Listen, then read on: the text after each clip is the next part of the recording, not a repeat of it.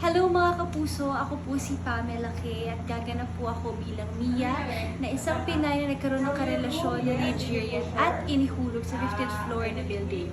Abangan niyo po ito sa Pinoy Crime Stories 4:45 na yung darating po na Sabado dito sa GMA.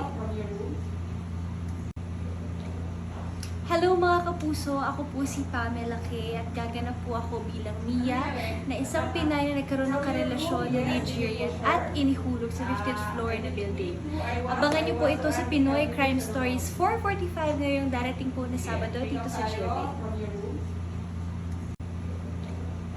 Hello mga kapuso, ako po si Pamela Kay at gaganap po ako bilang Mia na isang Pinay na nagkaroon ng karelasyon na Nigerian at inihulog sa 50th floor na building. Abangan niyo po ito sa Pinoy Crime Stories 4:45 na yung darating po na Sabado dito sa GMA. Hello mga kapuso, ako po si Pamela Kay at gaganap po ako bilang Mia na isang Pinay na nagkaroon ng karelasyon na Nigerian at inihulog sa 50th floor na building. Abangan niyo po ito sa Pinoy Crime Stories 4:45 na yung darating po na Sabado dito sa GMA.